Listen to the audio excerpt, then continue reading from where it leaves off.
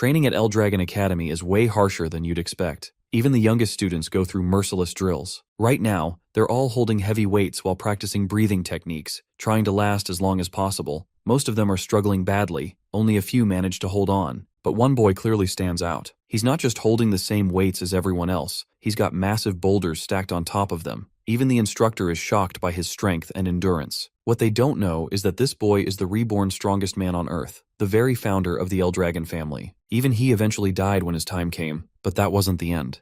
He opens his eyes in his new body, the body of a baby. The fact shocks him that he is a baby. There were other babies present as well. From his observations, he deduces that he must have been reborn into the Eldragon family once again, as they are all housed in a separate building. Just then, there comes the Eldragon maids with a trolley with a strange red liquid. Among them is a goblin, whose presence immediately raised the hero's suspicion. The maids first forcefully feed the goblin that liquid, causing the creature astronomical pain before it explodes into a bloody mess. This test shows that the concentration of magic in the liquid is high enough, a perfect sweet spot. The maids promptly start feeding that diluted strange red liquid to everyone. The hero couldn't really understand the situation, and as his turn comes, he realizes that the liquid isn't milk, but it's something overflowing with a terrifying magic power. This is ancient dragon's blood, and they are making them drink it. Instinctively, he needs to spit it out, and he already swallowed a little. As the other babies are doing, he needs to do the same and spit the liquid out before he explodes. But he again thinks about his choice and decides to absorb all this magic power, which will help him reach the true peak of martial arts. He might even surprise his past self. With that in mind, he drinks all the liquid, claiming that they should never have underestimated Gilfus Eldragon. He absorbs all of the ancient dragon's true source power in order to reach the peak of martial arts, a height he could never attain in his previous life. The maids are surprised that he is able to absorb the liquid so calmly, but they choose to ignore it since the result works in their favor. The other babies seem to survive as well, but this instant is nothing to take lightly. As expected of an infant's body, overwhelming sleepiness suddenly struck him. 7 years later, the child once known as Gilfus is now renamed Zeke Eldragon. He trains relentlessly, and he can clearly feel how magnificent his body has become. This is all thanks to the blood of the ancient dragons flowing within him. The source of this power exists in all living beings, but the ancient dragon blood that Zeke and the other babies consumed contains vast quantities of two distinct source powers. Those who absorb even a small amount of this liquid gain bodies far superior to ordinary humans. Unfortunately, which works in his favor. The hero, who is guided by the divine dragons to source power he had absorbed in his previous life,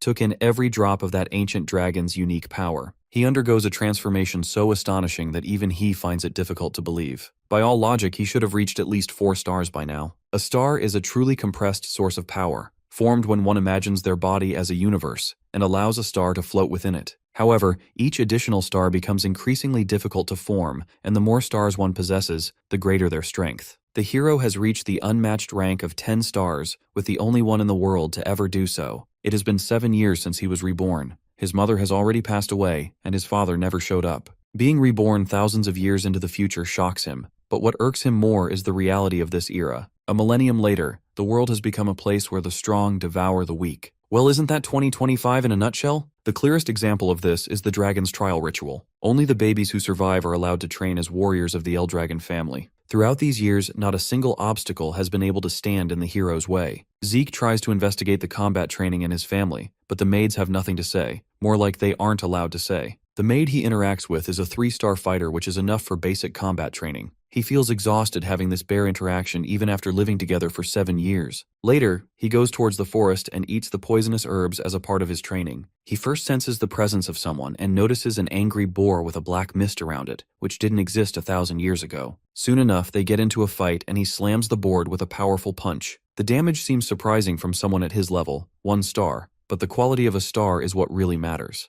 The hero takes his leave with a boar and decides to go on a journey. Unbeknownst to him, a strange man has been hiding nearby. He witnesses the fight and immediately realizes that Zeke is no ordinary child. Not only does Zeke defeat the boar with ease, but he also notices the man's presence. However, as the child of the family head, Zeke is not permitted to leave freely and remains under constant surveillance. The stranger grows interested in him. Later, the hero overhears a group of warriors discussing something. He enters the room asking for their interest, to which they explain that they have come to retrieve Zeke, and he needs to take an examination, which makes the hero furious. He thought he was returned to the main family, but they take him to the dragon's nest for the examination. This is the Eldragon family's own exclusive educational institution that they established during that millennium. Everyone has to enroll in this academy at the age of 7, who has been born into this family. And today is the day of the entrance examination, and the hero hasn't been taught a single thing. The hero holds his head, knowing the test is mandatory. Zeke appears visibly exhausted, prompting a child named Langus from Oldscale Village to interrupt and speak to him. Zeke finds Langus timid at first, but he quickly realizes that the boy possesses courage beneath his nervous exterior. Zeke introduces himself in return. As the hero explains his worry towards the exam as he doesn't know what would be the content, Langus is thrown off. Before the conversation can continue, Retton from Oldscale Village calls out to Langus and begins bullying him. He shouts mockingly, telling Langus that he should have stayed at home because someone like him could never enter the academy since his father was nothing more than a mock dragon. The Eldragon family follows a rigid hierarchy established by an absolute manager. Lesser dragons are classified as rookies, young dragons are known as common soldiers, adult dragons belong to the captain class, and elder dragons occupy the highest ranks as elders or executives. At the very bottom are the mock dragons, those who failed to enter the dragon's nest or could not graduate. These individuals are labeled as imitations, but Langus wants to remove the tack of a mock dragon from his family. The hero speaks in favor of his friend that he at least deserves a chance to try. It makes the bullies even furious, and they start bad-mouthing about the poor being, but Zeke continues to defend his new friend. Soon enough, the adult dragon examiner announces that the exam will now begin, in which all applicants must take a number tag after registration and proceed to the second gate in discipline. Langus suggests the hero withdraw if he is not sure about the exam or lacks the ability, but he seems to be confident, even though he doesn't know the content of the exam. The first test is to scratch the rock, and the one who manages to do so will pass the test. Only provided weapons can be used or the individuals can go with bare hands. The students have 3 attempts. Zeke finds the test way too lenient, which shocks his friend because he thought the exam would be of a terrifying level. The test begins, and Langus starts panicking while our boy is sitting calm. The stone used in the test possesses regenerative properties, allowing it to repair any minor damage almost instantly. Furthermore, any attack driven purely by brute force is reflected back with hundreds of times the original impact. Langus explains that one must properly circulate ether source power within the body during the strike in order to leave a scratch. The hero understands that this quality is more of the handling of ether source power than martial skills. Most of the students seem like they can pass the exam, including the bullies. There are consecutive disqualifications of the students going on. Finally, it's time to test the hero, and he refuses to take any weapon. They ask the hero if he's sure going with his bare hands, to which he agrees. Everyone starts discussing him, thinking he will eventually fail the test while Langus is concerned about him. As the test began, the hero carefully analyzed the stone. He realized that the rock must have formed over 1,000 years ago, as he had never encountered such a mineral before. Just then, he raises his fist, and using his full power he smashes this regeneration stone with his Dragonslayer combat technique form and passes the exam.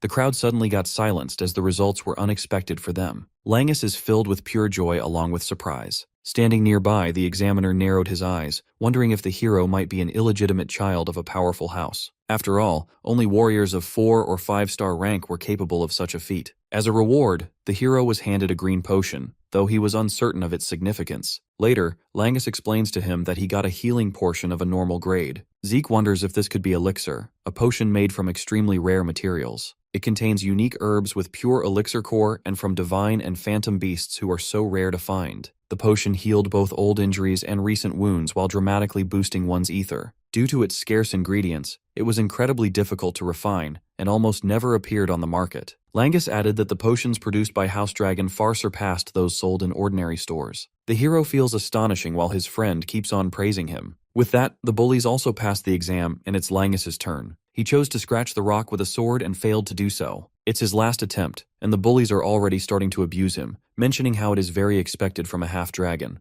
Zeke then advises him to use a spear instead of a sword, which doesn't suit him because he is struggling to make a single dent with it. Everyone is laughing at him for being this weak, but the hero saves his friend by making him switch his weapon to spear. Langus's father was never allowed to enter Dragon's Nest, and they even make fun calling him a half-dragon. But he never gave up and raised him, so now he wants to prove everyone wrong. But he is not sure about how to use the spear correctly. Zeke advises him to trust it straight without thinking too hard. It is impossible for someone to trust the spear straight and damage our generation stone who is holding a spear for the first time, but he should not judge himself without even trying. They both just met today, but since the hero believes Langus to his fullest, then he also wants to do so. Without wasting any second further thrust the spear straight into the stone and feels like it was part of his body from the start. To their surprise, he not only scratched the stone but pierced it through. Zeke is very impressed and cheering high for him. And this is how he passed the exam, which he couldn't even believe in himself. The tears of happiness fall down his face while the bullies are all tense. With this, the test is over and the entrance ceremony begins. Zeke wonders if there was only one test, but his friend explains that there might be another after their entrance. The head of the Eldragon family enters to give them their congratulatory words.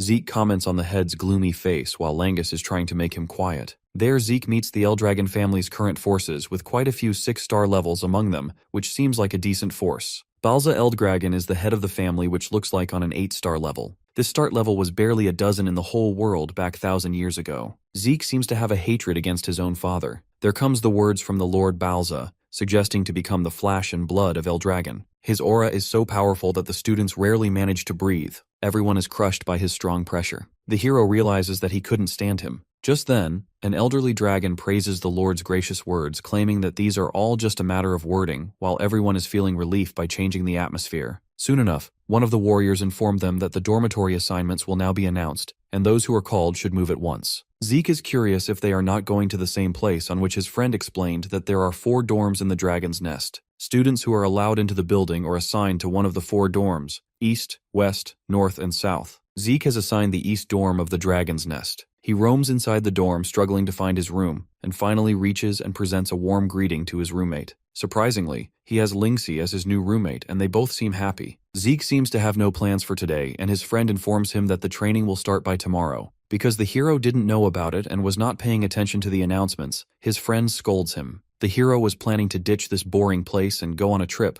but the regeneration is stone, the healing portion and alert. My interesting things came across his way, so now sticking with Eldragon House for a little longer doesn't sound bad to him. 1 month has passed now. There is a training session going on which helps in teaching the dragon's breath, and this method is made by the 15th head of House Eldragon. Some of the students have already mastered this technique, like Lady Laika, who seems to look like a 2nd star. Then there is Zeke with his extraordinary skills and 0 teachings, which make the trainer wonder if he inherited the head's powers. The Dragon King's breath technique of the hero was modified and passed down as Dragon's Breath. These techniques are ways to drag ether from the air into a body and calculate it, which can help in enhancing one's ether. How well they work is influenced by the user's skills, and this is the reason each noble house refine its own style and guard the finished techniques. But if this technique only works while standing still, it is useless for the hero because his previous Dragon King's breath technique let him use ether while moving without breaking breath, and its effects are huge. But since it is the difficult one, so a few inherited it. The hero simplified it so anyone could use it to make their clan stronger, but he never thought it would evolve and survive even after his reincarnation. Later, during the dinner, Zeke suggests Langus to eat, or else he won't get stronger because he is weak and he needs to train harder. While he was thinking about how some of them are well trained,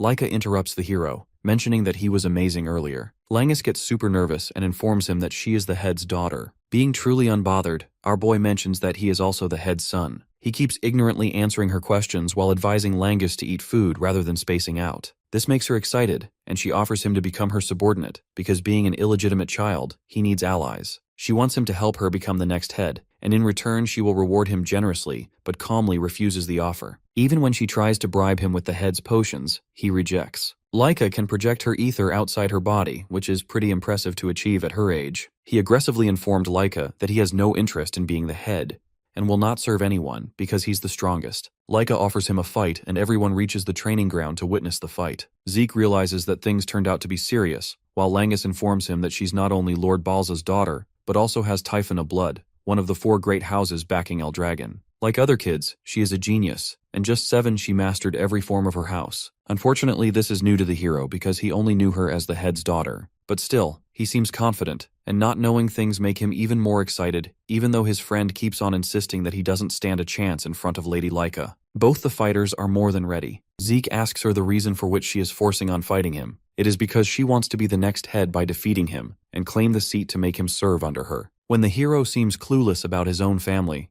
Laika asks him if it, because he is illegitimate, and explains that including her, there are 5 heirs competing for the next head. Everyone carries blood from one of the 4 great houses of Eldragon except him, and in order to secure her place, she wants to defeat him right away. With that, she swings her massive sword like it's nothing, but the hero effortlessly dodges the attack. Her strikes just keep getting faster, and everyone understands that this is what it means to be a child of the head. Leica keeps throwing her attack while Zeke is continuously dodging them without pulling any effort. Langus is also surprised. The hero praises her unexpected fighting styles, but she insists him to keep on fighting. He does it accordingly and throws a punch, taking her down, wondering why she can't manage to land a single hit on him, to which the hero confirmed that she is far quicker than most of the 1-stars he have ever met, but in the end, she is still just a 1-star. He further explains how he observed her breaths, the twitch of her muscles and the shape of her eyes to track her movements, and the rest is just experience. Leica isn't ready to give up and again strikes him, but instead ends up getting slammed. He is impressed how she gathered true source power in her core to withstand that blow. When Langus tries to interrupt, Zeke suggests he should stay back. Just then, that lady reaches 2-star levels, which seems obvious by her aura. At this level, one can project through source power outside the body, shaped for martial arts, and that projection is called aura.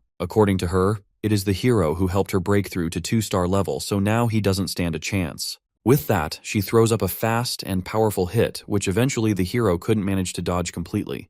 Now the hero is facing a different style of true Thunder Spirit Greatsword arts, which makes him even more excited. Leica uses her Thunder Grade technique and a Thunder Light Flash Strike. At first the hero seems to enjoy it, but later realized that her level is way too much, and that much lightning will be hard to handle in his current estate. It's just 1 star that makes this much of a difference between both of them. Her movements are simple just like before, but the instant she turns to a 2-star level, that Thunder Spirit Great Sword arts explode in her power. She was fast, but she is faster now, and the strange part is the lightning trap around her body, which was impossible to achieve 1,000 years ago. The hero cannot counterattack because he is uncertain about that power. The hero has a lot of confidence as he is still smiling in a situation like this. This irritates his opponent the most, and she keeps answering her lightning strikes towards him. Still, the hero is standing on his feet. As Lynxie insists, Leica decides to stop if he surrenders and swears loyalty to her. Since the hero refuses, she claims to use every inch of power in order to end this fight. With that, there comes a Thunder Spirit, the first secret art technique, Heavenly Thunder, and the hero is laying helplessly on the ground.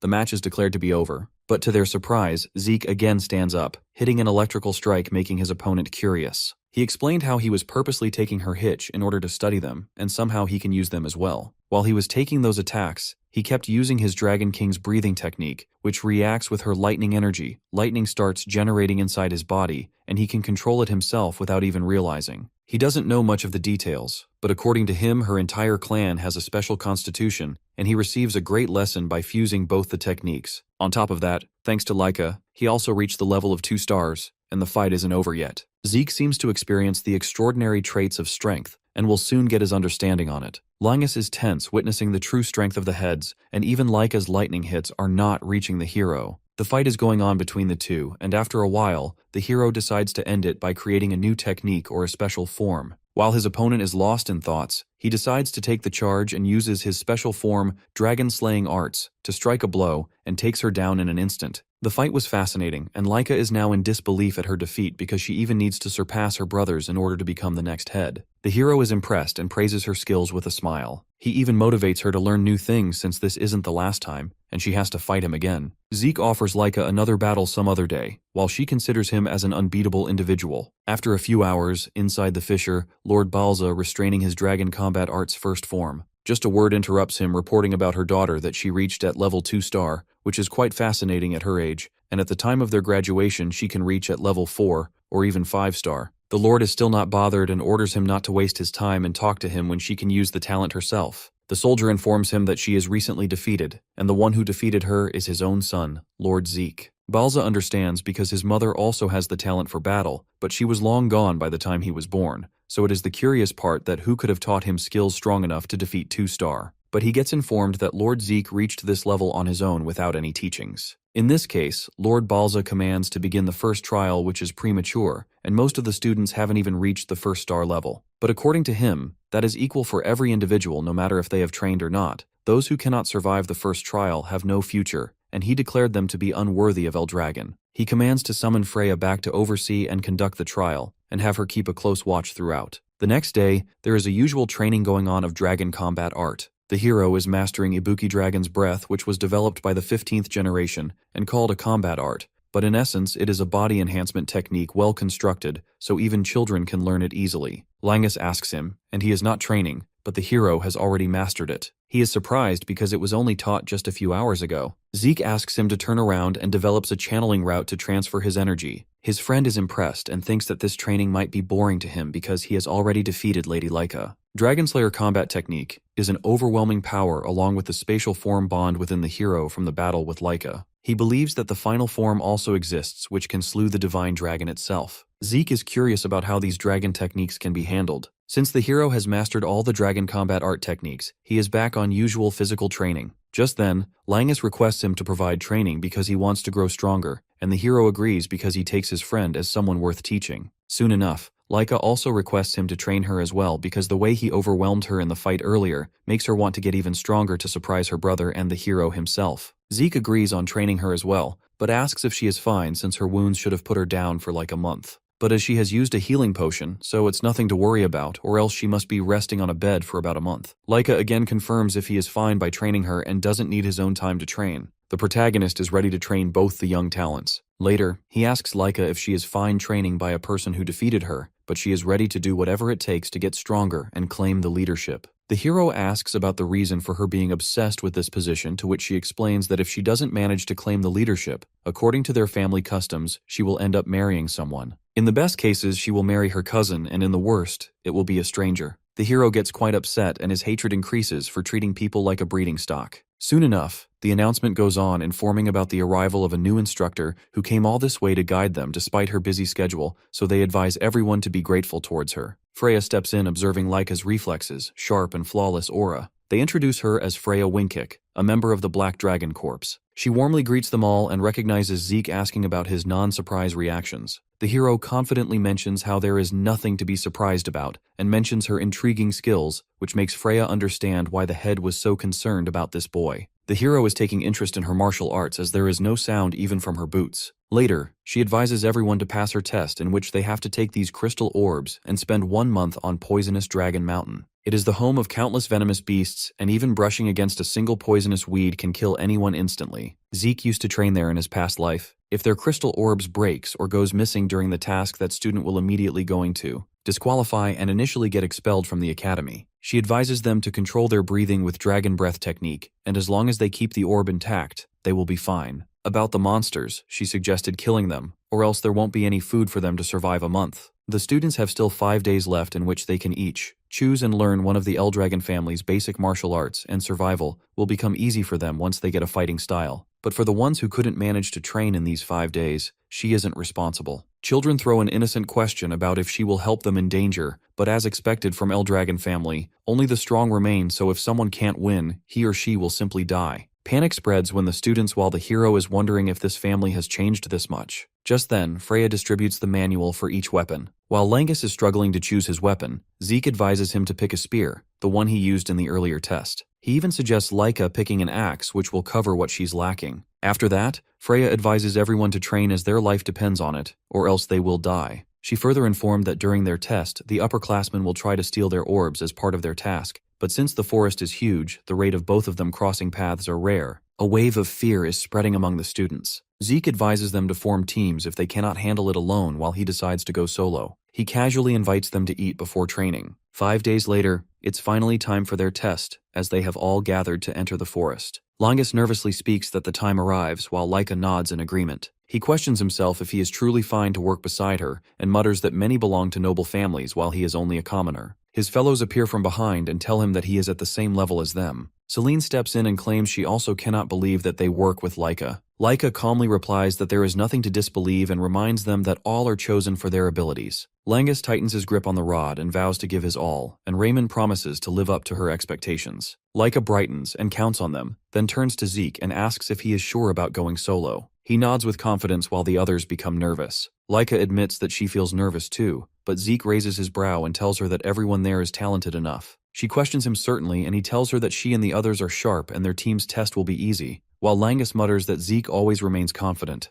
The new instructor steps forward and draws their attention. She observes them carefully and praises their group formation, and stating that teamwork will ensure their survival. She asks for their crystal orbs and explains that each must protect their own until the 1-month trial on Poison Mountains, as all orbs are identical. Zeke wonders if losing one means they can replace it. Freya continues and explains that on the mountain, they will face upperclassmen who will attempt to steal their orbs. A student asks if any of them have not reached the 1-star level, while another student claims that the task sounds easy. Freya commands them to proceed to begin the exam. They rush toward the mountain. Laika turns to Zeke and tells that she will meet him after the exam, then commands her group to move. Zeke waves calmly and Freya questions if he is not nervous. He smiles faintly and replies that he is fine, then steps forward as she watches with quiet curiosity. As moonlight spreads, an officer beside her questions if the exam is too harsh for the students. Another officer agrees and says the group still lacks combat experiences and wonders how many will truly endure. Freya assures them that the monsters on the mountain are not too strong and the teamwork will help them survive. The officer nods in agreement and Freya mutters something about releasing something. He asks for reassurance, but she brushes it off as nothing, then commands another group to head into the jungle. As the team moves ahead and spots a lone student, one archer immediately fires an arrow, but Zeke catches it easily and smirks. They look in disbelief and murmuring in confusion, but before they can react, he dashes forward and gestures for the real game to begin. Celine thrashes the monsters with her full force as another creature leaps from behind, but Raymond raises his shield and strikes through it. Lannis charges forward with his spear and pierces another monster. Laika praises them, and when they glance at her, their eyes widen at the sight of a pile of dead frog monsters around her. They claim that she truly cleared too many by herself. She chuckles softly and remarks that her 2-star level surely helps. She adds that both of them have gained 1 star since the week, while Langus lowers his head, but others encourage him, telling him that he will earn his star soon. Laika agrees and states that defeating the monster frog without a star is no small feat, and praising his flawless spear work after training with Zeke, then commands them to head back before nightfall. As they near their base, Laika halts upon seeing a senior student waiting ahead.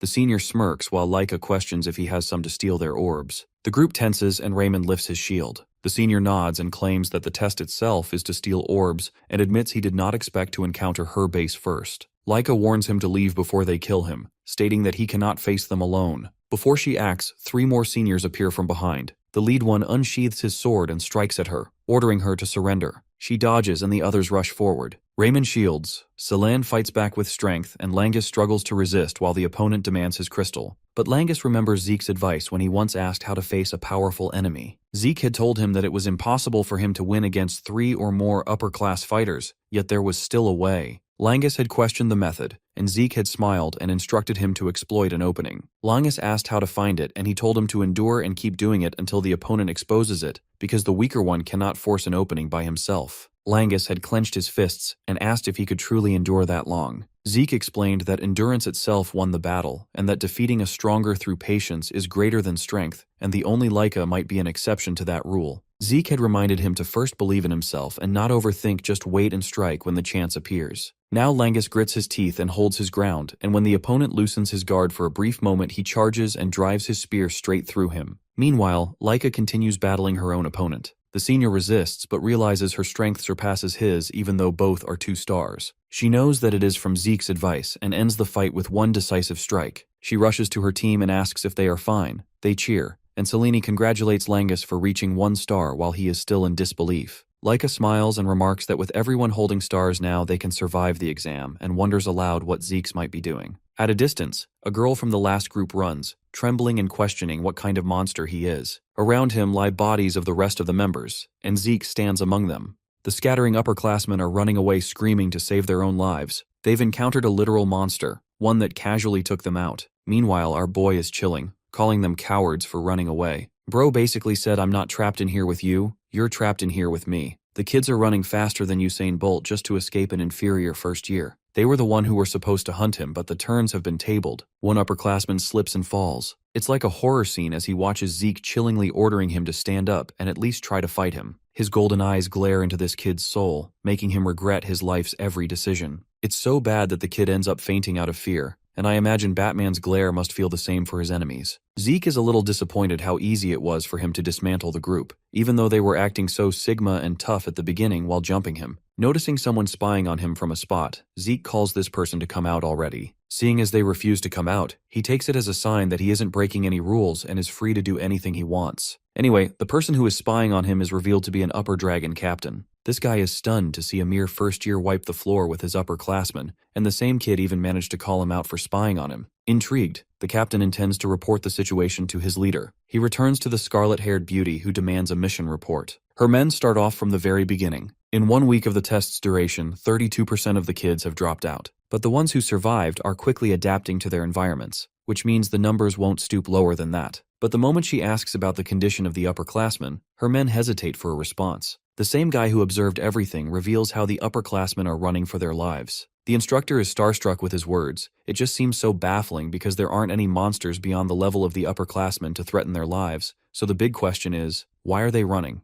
The guy blurts out one name, it's Zeke. He has become the catastrophe, the demise of the upperclassmen, single-handedly hunting them down like insects. No one wants to be around him anymore. He's cutting them relentlessly, and he's on the chase instead. It's a situation so abnormal that they've never seen anything like it before. Even when it comes to Zeke being the son of the patriarch, the kid is crazy. He's not just a prodigy, he's a generational talent, one that can be classified as a literal monster for his age. Even the instructor remembers their brief but weird interaction, realizing that his strategy from the very beginning was to move alone, knowing that he'd unleash hell upon his victims. To be put it simply, Bro never even entertained the idea of being hunted. He was thrilled to do the hunting instead. Her factual glazing of Zeke entices the members of her squad, until suddenly they notice the arrival of something they've been waiting for. Freya tells the laborer to unload it on the spot, while the rest of her squad members start to question what the fudge is up to now. This woman is consistently increasing the difficulty of the exam, and intends to release some kind of monster at the 3-star level. Not even the upperclassmen should be able to withstand it. The sadistic mommy assures them that she made certain adjustments.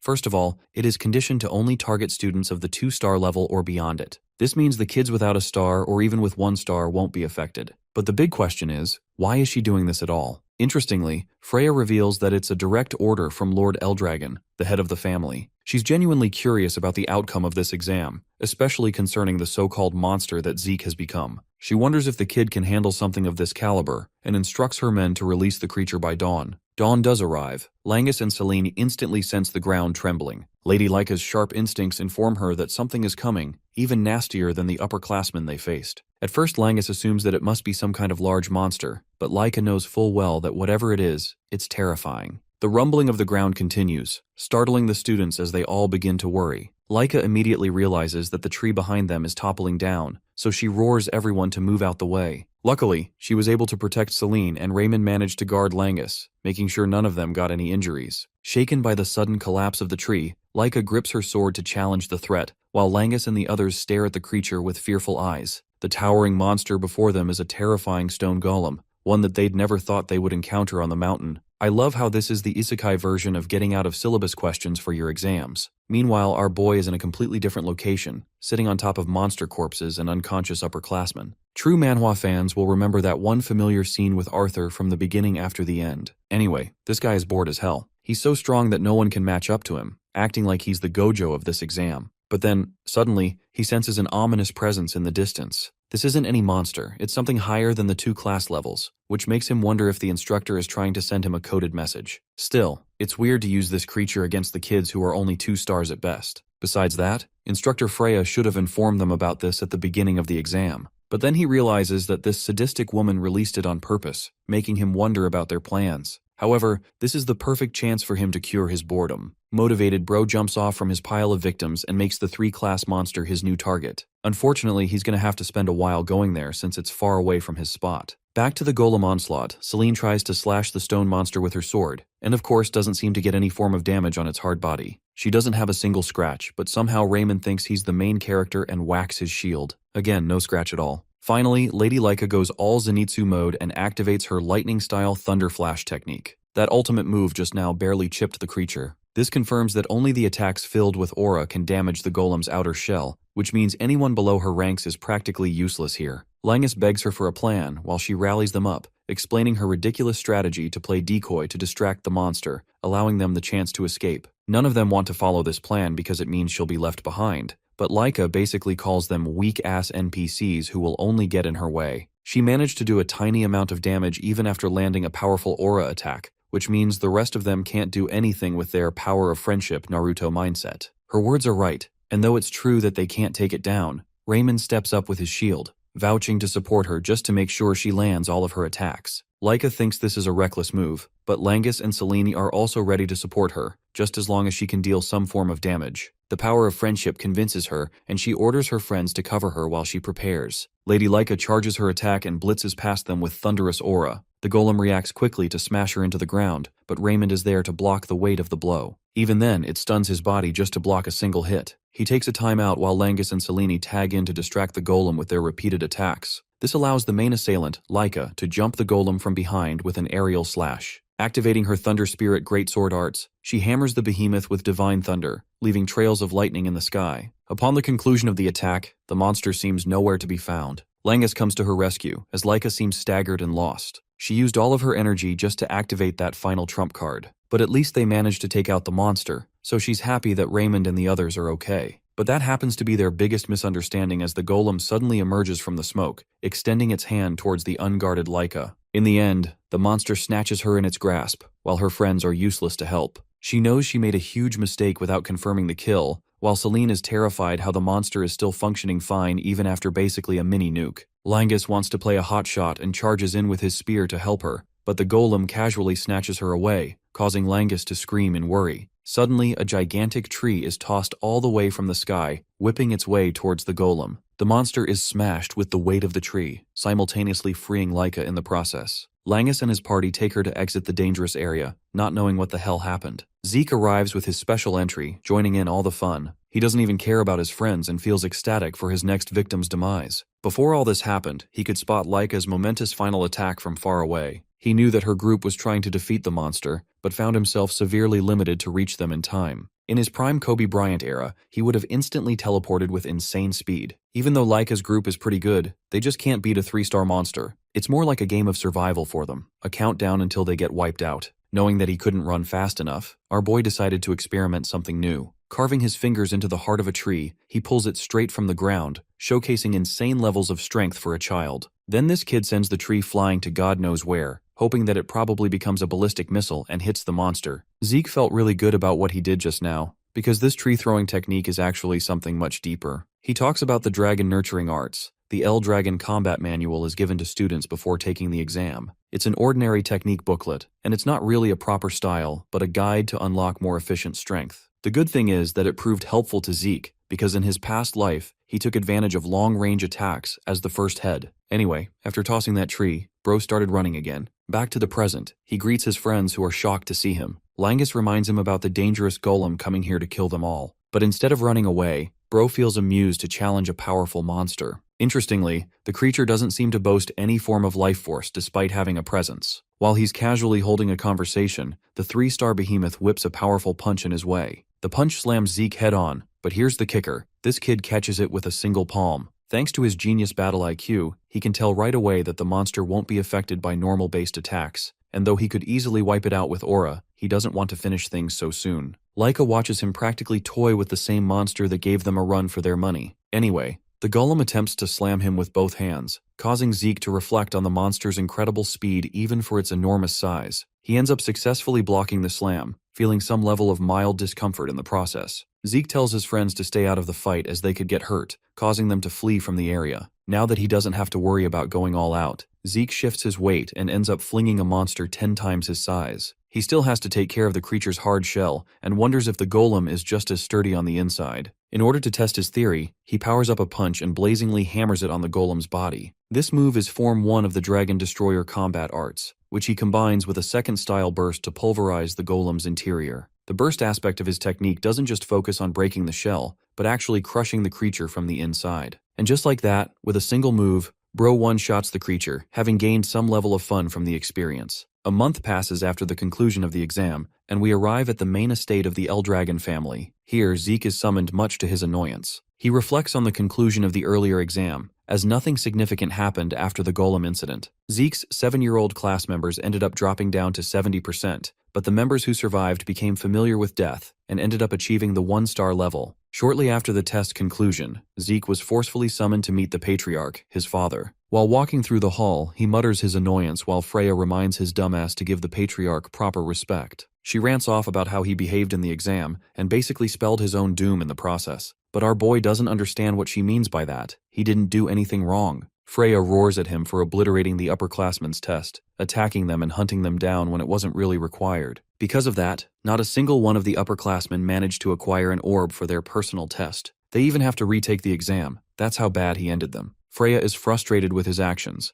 and begs him to fix his disrespectful tone when he meets the head, as the two of them finally arrive at the Patriarch's door. The reason she keeps lecturing him to tone down and be humble is because if he doesn't do that, he will literally get eviscerated from existence. Lord Eldragon is a ruthless man with zero regard for children, and Freya doesn't want Zeke to get slaughtered like that. Even our boy feels intimidated after hearing that. Before entering his chambers, Freya announces her rank and mission intention. He allows her permission to enter, so the two of them go inside. Our nonchalant midget stares at the man sitting at his desk, his first encounter with the head of the family. Lord Eldragon is mildly annoyed, and without even extending his greetings, the dude straight up demands to know why the kid attacked his upperclassmen. Responding casually, Zeke expresses his annoyance, questioning if he broke any rules by attacking. His response baffles the Patriarch, while the boy continues to argue that the only condition of the exam is to survive 1 month with the crystal orb intact. No other details or conditions were mentioned, so he followed what he was tasked. Zeke straight up grills his father, saying that he should have mentioned any bullshit rules before the exam began. Freya's face tells you everything. She's scared shitless because just earlier she told him not to argue. She even tries to talk some sense into him, while the boy's father releases an ominous aura, terrifying her in pace. Just the sheer overwhelm of his pressure is enough to knock her down. With this kind of pressure, Freya thinks that Zeke is going to get murdered. Instead, he doesn't experience anything and mocks his father again for using petty moves at the slightest agitation. The Patriarch finds himself stunned to see him unaffected by the pressure. He pries further by asking the boy how he managed to defeat not only a fleet of upperclassmen, but also a 3-star golem. If that wasn't unbelievable enough, this 7-year-old just aura farmed his way through his overwhelming pressure too. It makes no sense in his eyes how a boy like him could manifest such damning power. Zeke realizes that the focus is being placed on the source of his strength, and instead of explaining properly, he just calls it his personal genius. Arrogance meets arrogance, both father and son eyeing each other down. Lord Eldragon admits that the boy's attitude is rash just like the report stated, but that won't matter as he still managed to beat a golem. His reward is an item from the Dragon Treasury, or access to the 2nd floor of the Dragon Hall. A choice between the two. What's most surprising to Freya is how this man went from nearly killing his son to now offering him a reward. Let's discuss both options. The Dragon Hall and Dragon Treasury are vaults, each of them filled with 1,000 years worth of collectibles ever since the time of Gilphus himself. It includes plenty of books, even those that are banned in the present era. It even contains the greatest weapons, artifacts, and every possible item one needs. The facilities are supposed to be the family's ultimate treasury,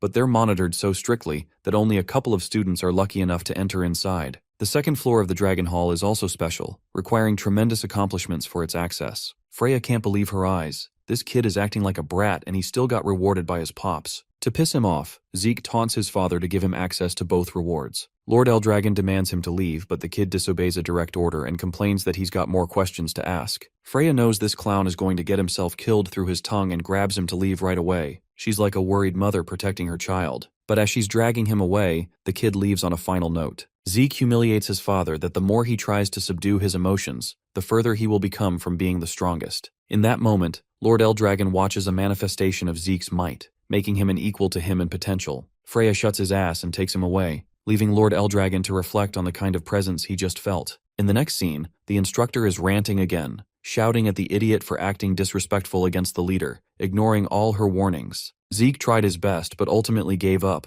Hilariously, this is actually him holding back his words, which makes you wonder what else he could have said. Freya just doesn't get why he treats the teachers with respect, but can't show the same to his own father. Considering the boy's strength and then his rocky personality, she deems him an unordinary child, even beginning to question his real identity. Trolling her, Zeke states that he's just him. Freya internalizes that everyone in their family drank the ancient dragon's blood upon birth. The head of the family carries a might of a superior dragon too, which means by nature alone, they shouldn't be able to defy his wrath. And yet, this same boy managed to not only challenge his father, but also hold his ground. He's something else and she can't figure out what. Suspicious, she intends to check his birth records. But for now she changes topics and asks him which of the two rewards he'll choose. Putting up an adorable little face, he picks both, much to Freya's annoyance. In the end, Zeke comes to his decision. He is in pursuit of knowledge. Having reincarnated 1,000 years into the future, comes with a gulf in his understanding of the current age. That's why he's curious to know about the advancement of medicine and technology. His biggest fan, Langus, celebrates how he's able to enter the Dragon Hall. Both of them are excited. The thing is, Langus already learned dragon slaying and nurturing spear arts,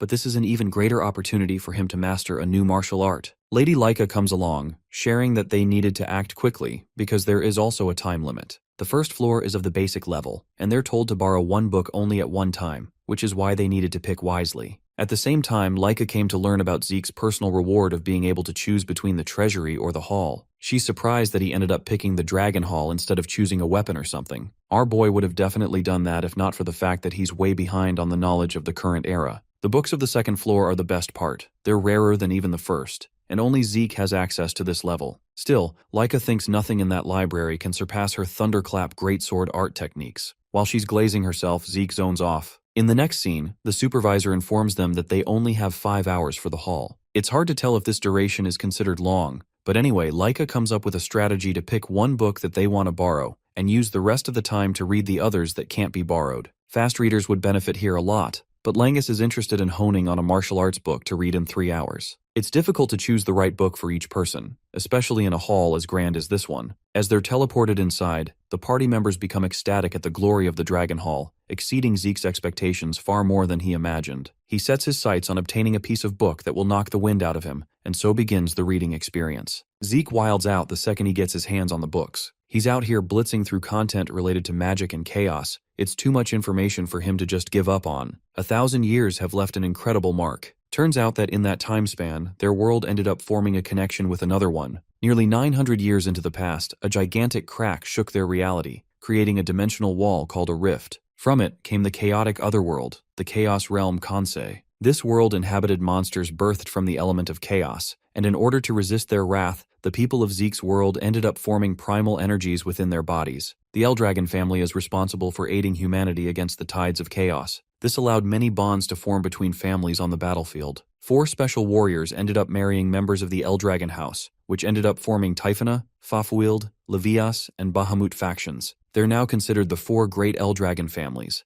and it all makes sense now, especially when the Anger Boar was covered in dark energy while Zeke fought it. Even Laika's thunderous aura exhibits such an energy. All of it came from a different dimension, but the most interesting part that stands out to him is the evolution of magic. With the connection to a dark reality came a new kind of technique. Unfortunately, Bro can't find a book related to the contents of that technique, especially when something this brilliant should be hailed as a part of history. His excitement is so loud that he draws the supervisor's attention, insisting the boy to keep quiet while reading. The strangest part is how there isn't a presence around him, and he could still hear the voice. This makes him wonder if this is the same magic, the same new technique, something that can be used via voice. But the problem is that aside from ordinary primal energy, he can't tell what's special about it. Suddenly, all of his books end up floating in a trail of yellow, levitating all on their own. Zeke can't contain his reaction, and finds himself amused with the technique. The supervisor tells him to be quiet again, but Zeke just can't contain his reaction at the verge of experiencing a new level of growth. While he was busy wasting his time being excited, the library suddenly ended up closing in on him. Threads of ether restrain him before tossing his ass out the door. Zeke barely holds himself together while sticking his landing, questioning what the heck just happened. Bro wants to learn the same ether technique and demands the guy to use it again. Even Langus can't tell what's up with him, while Laika is confused why he's the only one who got yeeted out unlike the rest of them. Fortunately, Langus found an interesting martial arts manual that he borrowed called the Cloud Water Spear Technique. Then there's Celine, who learned a movement art alongside Wind Blossom's sword technique. Raymond got his fair share by practicing the Eldragon Guardian sword technique in the library. He even got a book for his shield skills. Basically, they ended up learning the same martial arts that Zeke created in his previous life while trolling. Finally, he asks Laika, hoping to learn what she got from the experience. She reveals a book containing the heavy wave greatsword technique that the 15th Lord improved. This is Zeke's second time hearing about another 15th generation, making him wonder what's so special about it. Anyway, the 15th Lord is also directly responsible for creating Dragon Slayer combat arts. Now, even though our boy made a ton of techniques that became important manuscripts in the hall, a lot of them were improved versions of what he created. This means the 15th Lord is responsible for their advancement, impressing even the likes of Zeke himself. At first, he thought that his school life would be nothing but filled with boredom, but now he's excited for the journey to come. We get a huge time skip that takes us 5 years into the future. Here, a 12-year-old Laika is looking around to find Zeke and her friends. She learns from Langus that our boy is at the training grounds. Speaking of the training grounds, Zeke is currently squaring off against 3 of his friends, having become much stronger by age 12.